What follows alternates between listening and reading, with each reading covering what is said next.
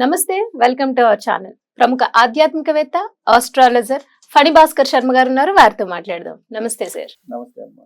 ద్వాదశి రాస మాస ఫలితాల్లో భాగంగా ఫిబ్రవరి నెల ఎలా ఉంది అనేది ప్రతి రాశికి చూస్తున్నామండి. దానిలో భాగంగా కన్యా రాశి వారికి ఎలా ఉంది అనేది చెప్పండి.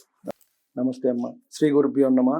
ముందుగా మా తల్లిదండ్రులకు నమస్కారాలు, అలాగే మా గురుదేవులకు కూడా నమస్కారం తెలుపుకుంటూ, ముఖ్యంగా మనకి ప్రతి నెల కూడా గ్రహస్థితి అనేది ఒకటి ఉంటుంది. గోచారం ప్రతి గ్రహం కూడా వాటి పర్టికులర్ టైం ప్రకారం ప్రతి రాశిలోనూ సంచారం చేస్తూ ఉంటాం.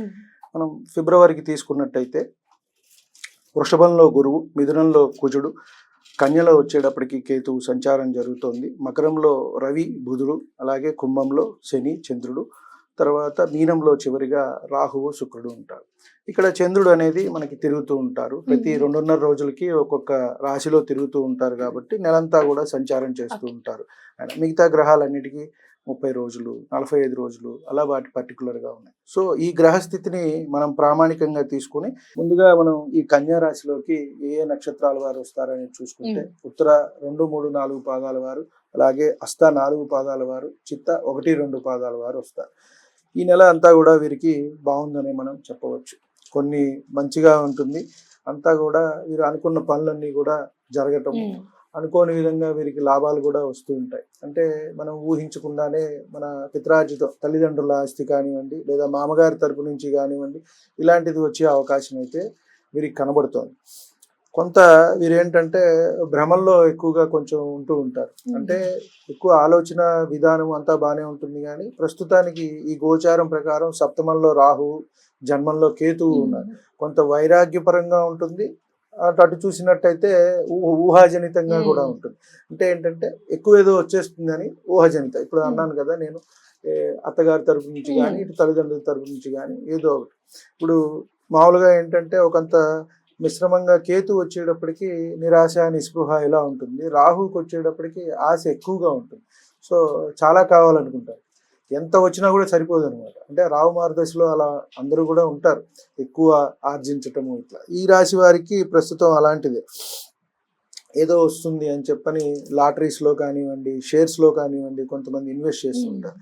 అటువంటి ఆ భ్రమంలో ఉండకుండా ప్లాన్ చేసుకుంటూ ఏది మంచి ఏది చెడు తెలుసుకుని వెళ్ళటం అనేది మంచిది. అట్లా వెళ్ళినట్టయితే కొంత వీరు ఇబ్బంది పడతారు అని మనం చెప్పవచ్చు. కాబట్టి లాటరీస్లో, షేర్స్లో ఇన్వెస్ట్ చేసేటప్పుడు జాగ్రత్తగా ఉండాలి అని చెప్పని మనం చెప్పవచ్చు. అలాగే వృత్తి ఉద్యోగాల్లో బాగుందమ్మా వీరికి. చేస్తున్న వృత్తి ఉద్యోగాల్లో లేదా కొత్త ఉద్యోగాలకు వెళ్ళాలనుకున్నా కూడా అక్కడ ప్రజెంట్ చేస్తున్న వాటిల్లో కూడా అంతా కూడా బాగుంది వీరికి. ఇటు గురుబలం ఉంది, అటు శని గ్రహం వల్ల కూడా ఇబ్బంది లేదు. మనకి చూసుకున్నట్టయితే శని భగవానుడు ఫేవరబుల్గా ఉన్నారు, గురువు కూడా ఫేవరబుల్గా ఉన్నారు ప్రస్తుతానికి. కాబట్టి సంఘంలో పేరు ప్రఖ్యాతులు, చేస్తున్న చోట వృత్తి ఉద్యోగాల్లో కూడా పదోన్నతి, అలాగే వీరికి కూడా స్థల మార్పులు, అంటే ఎవరికైనా ప్రమోషన్స్ వచ్చి వేరే చోటికి వెళ్ళొచ్చు, ట్రాన్స్ఫర్స్ ఇలాంటివి కూడా జరగచ్చు. కాకపోతే కొంత అకాలంగా వీరికి కలహాలు వచ్చే అవకాశం అయితే ఉంది. అంటే ఇందాక మనం డబ్బు అన్నాం కదా, అది వచ్చినప్పుడు ఎప్పుడైనా కొంత ఇబ్బంది పెడుతూ ఉంటుంది. కలి ప్రభావం వల్ల ఇప్పుడు నాకింత నీకింత, ఇప్పుడు 1,00,000 వస్తుంది అనుకోండి, ఇద్దరు ఉంటే 50-50 అవుతుంది. అది కాస్త మూడో వాడు వస్తే 30 అయిపోతుంది కదా. సో దీనివల్ల వాళ్ళకి ఇవ్వాలా, వీళ్ళకి ఇవ్వాలా, వాళ్ళకు ఉంది కదా వీళ్ళకి, ఇటువంటి సమస్యలన్నీ కూడా కొంత కుటుంబంలో వచ్చే అవకాశం ఉంది. కాబట్టి కొంత జాగ్రత్తగా ఉండటం అనేది అవకాశం వీరికి చెప్పదగ్గ సూచన. ఇందాక మనం అనుకున్నట్టుగా ఆకస్మిక ధనలాభం అని చెప్పని భార్య లేదా భర్త తరపు వారితో, అది ఈ నెల వీరికి కొంత ఎలా ఉంది అంటే వస్తుంది, మంచిదే, కానీ ఈ గొడవలు కూడా వీటితో పాటు వచ్చే అవకాశం ఉంది. కాబట్టి జాగ్రత్తగా ఉండమని చెప్పదగ్గ సూచన. కాస్త చివరిలో అనారోగ్య సూచన వీరికి సూచితంగా ఉంది. కాబట్టి వారికి నడుస్తున్న దశ అంతర్దశలు లేదు. మనం ఇప్పుడు చెప్పిన పరిహారం చేసుకున్నట్టయితే వీరికి మంచి జరుగుతుంది. ఎటు చూసినా ఈ నెల అభివృద్ధికరంగానే ఉంది.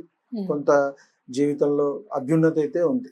సంతాన పరంగా కానివ్వండి, అలాగే భార్య లేక భర్త విషయాల్లో అన్నిట్లో చూసుకున్నట్టయితే కన్యా రాశి వారికి ఈ నెలంతా కూడా బాగానే ఉంది. ఫిబ్రవరి నెలలో బాగానే ఉంది. అయితే కన్యా రాశి వారు పాటించాల్సిన పరిహారాలు ఏంటండి? అలాగే ఏ దేవీ దేవత ఆరాధన చేయాలి? వీరు కాస్త పరిహారానికి అంటే శివాభిషేకం చేసుకున్నట్టయితే సరిపోతుంది. కాస్త ఏమన్నా ఇచ్చుకుంటే పెసలు దానంగా ఇచ్చుకోవచ్చు. బుధగ్రహం అనుగ్రహం కోసము.